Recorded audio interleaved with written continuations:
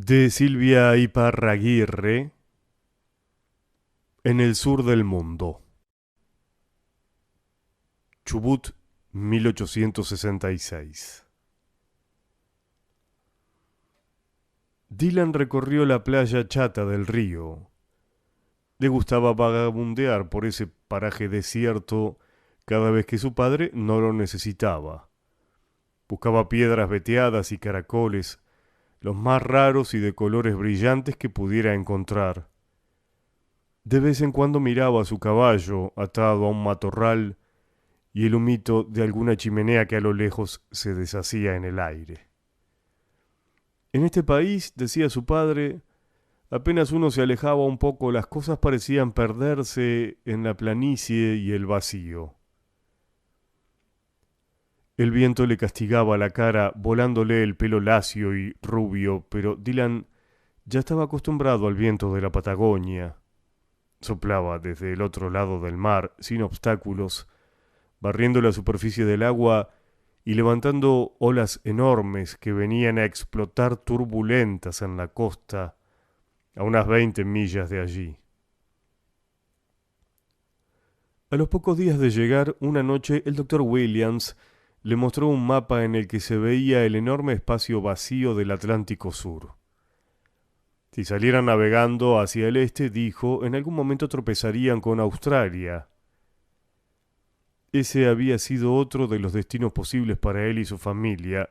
Sin embargo, su padre se había decidido por la Argentina y por aquel lugar tan al sur del mundo, tan lejos de su país natal. Trepó la suave ribera y empezó a practicar puntería con las piedras. Se agachaba buscando cantos rodados entre el pasto duro, cuando el corazón se le trepó a la garganta. Huellas claras de caballos removían la tierra y se extendían varios metros por la orilla del río. Instintivamente levantó la cabeza. ¡Indios! Miró hacia las casas que a la distancia se vieron más insignificantes y desamparadas que nunca. En el oeste, sobre el horizonte, volaba una nube de polvo gris. Dylan echó a correr, montó de un salto y se largó en un galope desenfrenado hacia las casas. Cuando llegó, lo primero que vio fue a su padre arreglando el techo del cobertizo. ¡Padre! John Hughes se dio vuelta ante el grito de su hijo mayor. Sonreía. Dylan, ¿qué te pasa? ¿Viste un fantasma? ¡Padre! ¡Indios! La cara de su padre se demudó. De inmediato dejó las herramientas en el suelo y lo tomó por los hombros. ¿Dónde? ¿Estás seguro? Huellas de caballo cerca del río, unos 5 o 10. Después van para el oeste. Su padre reflexionó un momento. No digas nada en la casa, ni a tu madre, a ella menos que menos. ¿Comprendiste? Acongojado por la preocupación de su padre, Dylan solo pudo mover la cabeza asintiendo. Su madre daría a luz en cualquier momento y aquella sería una noticia terrible. Con expresión sombría su padre miraba al sudoeste, el lugar por donde, según los habían prevenido las autoridades de inmigración en Buenos Aires, podían aparecer aquellos extraños llamados tehuelches. ¿Sería posible que intentaran algo? Sin quitar la mirada del horizonte, su padre habló. Corre a lo del doctor y a solas le cuentas lo que has visto. Cuando vuelvas a casa, dices que Williams me llama para hablar de algo. Así no inquietamos a tu madre. ¡Corre! Dylan saltó limpia la valla y en segundos cubrió los 100 metros que separaban su casa de la del doctor Williams. Cuando entró, la señorita Jessie se estaba despidiendo. Con una gran sonrisa, el doctor dijo: ¿Qué? ¿Tu madre ya...? Dylan dijo que no era eso y siguió al doctor dentro del cuarto que hacía de recibidor, dormitorio y sala de consulta. Atropelladamente dijo lo que su padre le había ordenado. En silencio, el médico se acercó a la ventana y miró en la misma dirección que su padre. Dylan también miró el paisaje desolado. ¿Qué podrían hacer ellos, pacíficos colonos, en caso de que los indios atacaran? Ni siquiera tenían caballos suficientes para que las mujeres huyeran. ¿Y a dónde? El poblado más cercano estaba a cientos y cientos de millas. El miedo lo hizo tiritar, pero no dijo nada. Fue el doctor quien habló. Que tu padre venga en una hora. Voy a buscar a los demás para decidir qué hacer. El doctor lo miró. Hijo, ¿estás seguro de que eran indios? Sí, señor, dijo Dylan. Bueno, tal vez nos estén observando. Tal vez tengan curiosidad. El mes que viene hace un año que llegamos y jamás los hemos visto. No siempre hay que pensar lo peor. Le dio una palmada en la cabeza y lo mandó de vuelta. En su casa su padre cerraba las cercas del corral de las ovejas.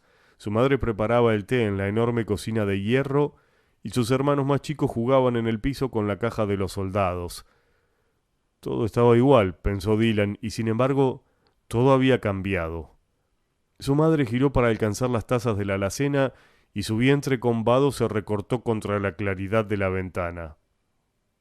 Dylan, querido, ¿por dónde has andado hoy? ¿Se puede saber? Ya es la hora del té.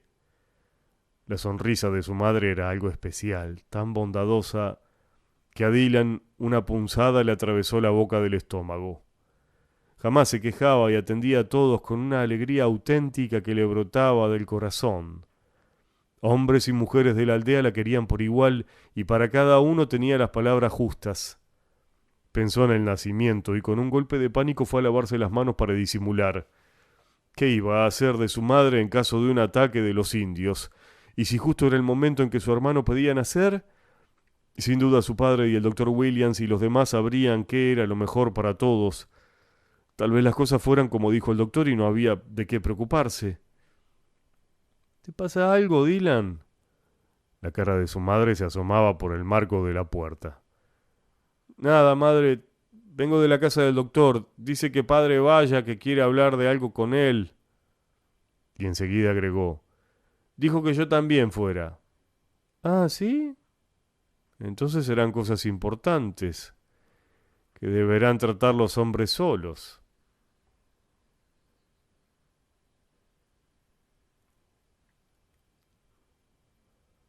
La cara sonriente, cariñosamente irónica de su madre desapareció. De la cocina llegaba un delicioso aroma a torta recién horneada, la torta que hacía su abuela. Aquí, casi al fin del mundo, así le parecía a Dylan por el viaje tan largo que habían emprendido, su madre y las demás mujeres se afanaban por preservar las viejas costumbres de su país. Un rato después, con un trozo de torta en la mano, Dylan trataba de seguir las grandes zancadas de su padre. En lo del doctor ya estaban los hombres del pueblo reunidos. El fornido Nash, el herrero James Douglas, que tocaba el violín, Brannan, el sacerdote, los hermanos Buck y Stephen Lenahy, el maestro O'Neill, el carpintero Ned McAllister y todos los demás. En el centro de la rueda, de manera solemne, Dylan repitió por tercera vez lo que había visto. Después del relato se hizo un pesado silencio. ¿Cuántos caballos tenemos? Nash fue el primero en hablar. Hicieron la cuenta interrumpiéndose. La suma había dado 23 caballos. Pero, ¿y las mujeres y los niños pequeños? ¿Y si uno de nosotros va a avisar, a pedir ayuda? ¿Cuánto toma eso en este bendito país? Serían días hasta que llegaran los refuerzos. Señores, la voz gruesa y sonora de Buck Lenahy. Veamos lo principal. ¿Con cuántas armas contamos? Sí, eso es verdad, corrió el maestro O'Neill. A ver con qué contamos para defendernos. Las voces se alzaron haciendo cuentas del armamento, de los carros y de todo lo que, en el mínimo pueblo, pudiera usarse como defensa, escape o pedido de auxilio. Calma, calma, señores, debemos permanecer calmos. Y si no nos atacan, si solo sienten curiosidad como nosotros por ellos, si solo tratan de establecer algún contacto, alguna comunicación. Los ojos agrandados de Dylan miraron con agradecimiento al doctor. Sí, eso era perfectamente posible. ¿Por qué pensar solo lo malo? John, ahora Nash, el herrero, se dirigía a su padre que con la mirada taciturna clavada en el piso había seguido las palabras del doctor.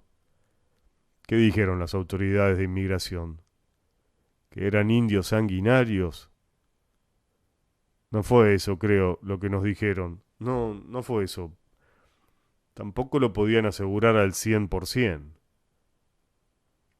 El viento del atardecer ululaba en la chimenea dándole un tono todavía más sombrío a la conversación.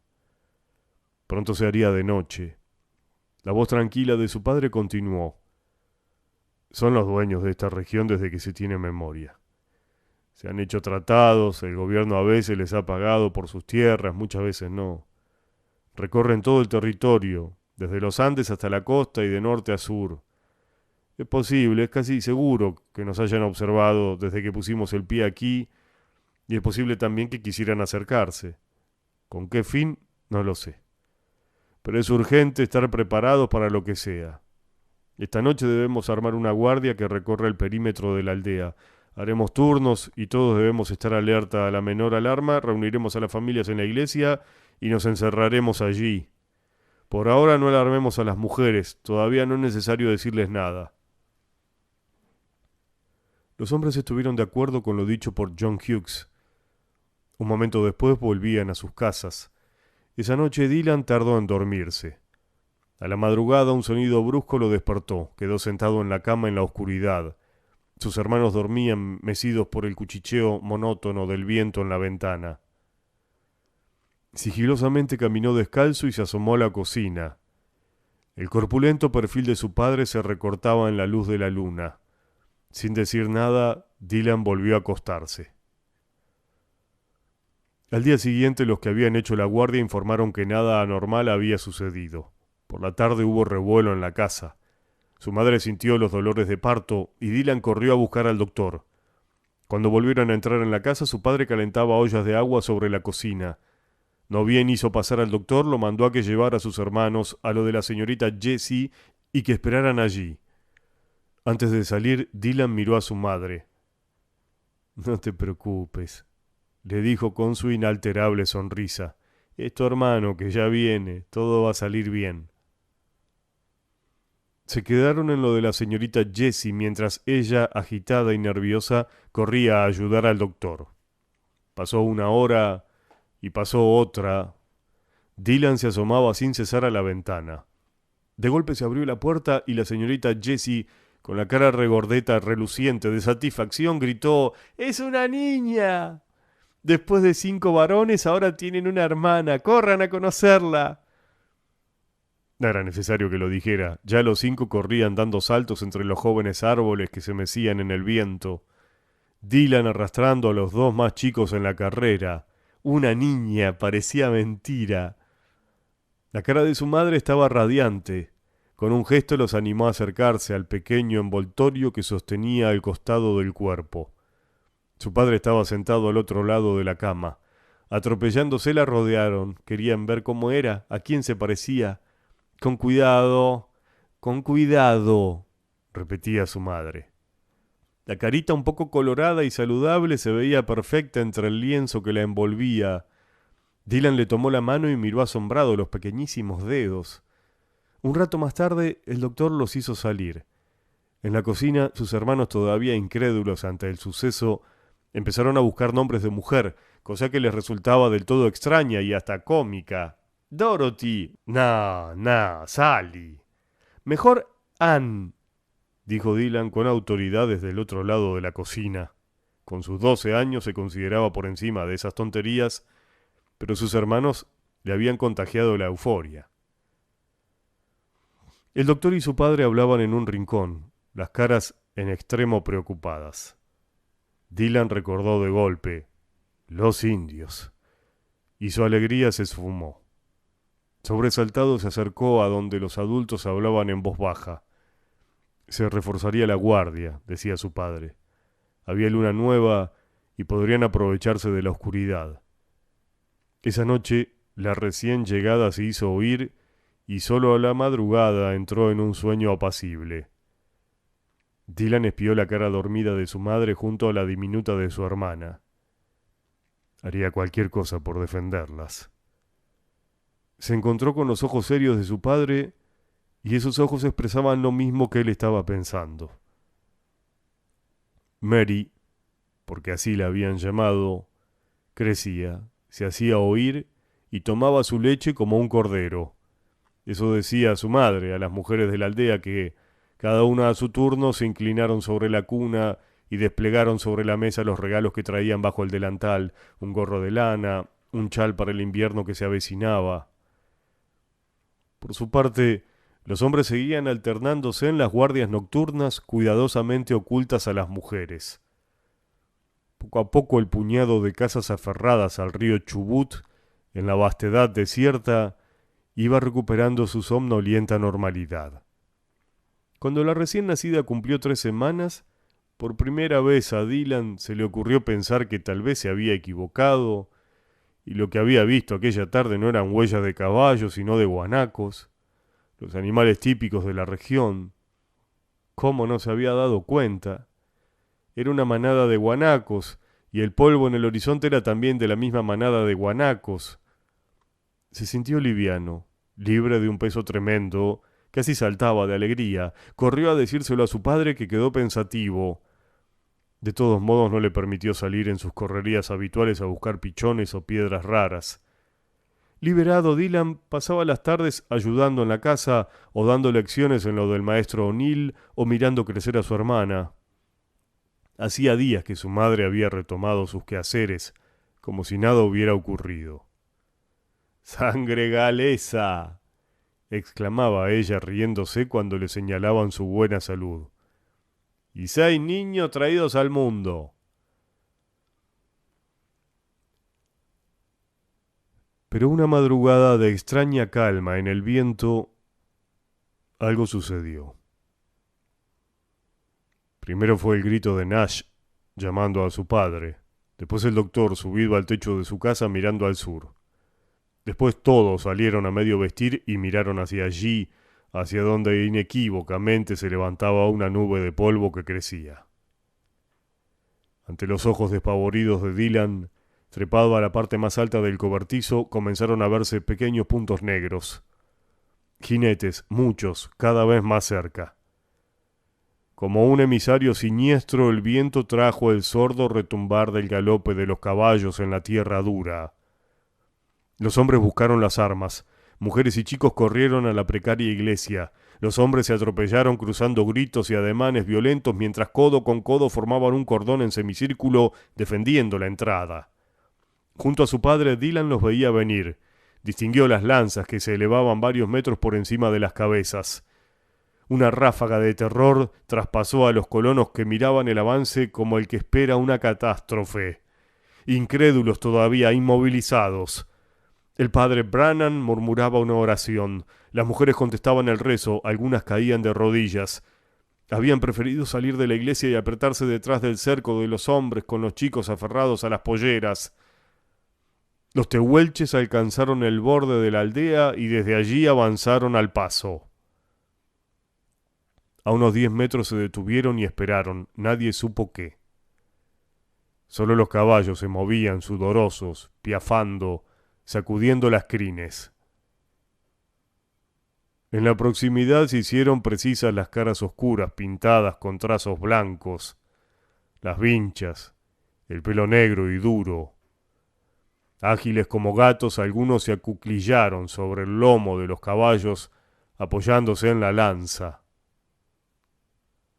Algo se movió en el fondo, donde empezó a abrirse un espacio y aparecieron los que venían a retaguardia. Eran mujeres y chicos. Algunos de su misma edad, le pareció a Dylan, aunque con el gesto salvaje de pequeños caciques. Cuando llegaron a la primera fila se deslizaron al suelo.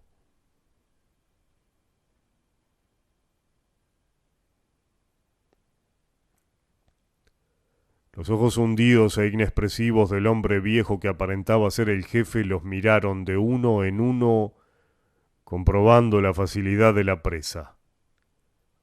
Se oyó un sollozo de mujer pronto sofocado. Como guiado por Dylan se estremeció al escuchar el llanto de su hermanita, calmado por los susurros de su madre. Sin ninguna señal de connivencia, varios indios desmontaron de un salto y avanzaron. Instintivamente las mujeres se apretaron más contra las espaldas de los hombres, que levantaron los codos y martillaron las armas. Los tehuelches se detuvieron, pero muchos otros se lanzaban al suelo y venían atrás. Nadie supo qué iba a pasar. Un pensamiento de espanto paralizó a hombres y mujeres de la aldea. Sería aquello, al fin, una matanza. Ese era el modo, al fin, en que iban a morir como animales acorralados en aquella soledad sangrienta y salvaje, degollados por indios tan lejos de su país y de todo. Fue en ese momento cuando Dylan percibió el movimiento y vio a su madre abrirse paso, romper el cerco de los hombres y pasar, y de la mano de su padre que se alzaba y le aferraba el brazo, pero ella lograba desasirse y antes de que nadie pudiera impedirlo, sosteniendo a Mary, se adelantaba más. Madre, ¿qué haces? Susurró Dylan sin darse cuenta de que hablaba. Entonces sucedió aquello que todavía hoy los habitantes del pueblo recuerdan. Ante el estupor general, su madre cruzó el espacio vacío, fue hacia una mujer tehuelche y se detuvo ante ella. La miró fijamente unos segundos, luego extendió los brazos y le puso a Mary contra el pecho. La mujer le devolvió la mirada y por un momento interminable no hizo nada. Después levantó los brazos y sostuvo la criatura contra sí. Con dedos delicados corrió el rebozo y miró la carita. La escena quedó inmóvil. Nadie se movía ni casi respiraba. Solo el delgado y frío viento patagónico iba de una cara a la otra, de un cuerpo a otro, y jugaba con plumas y sombreros de indios y blancos.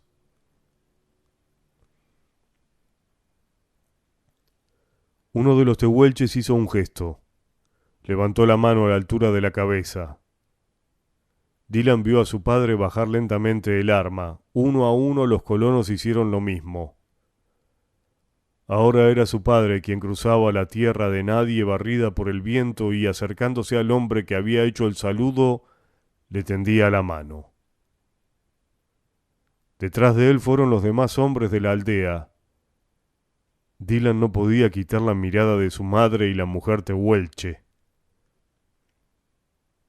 Cuando recuperó el aliento, también él caminó hacia los visitantes con la mano extendida.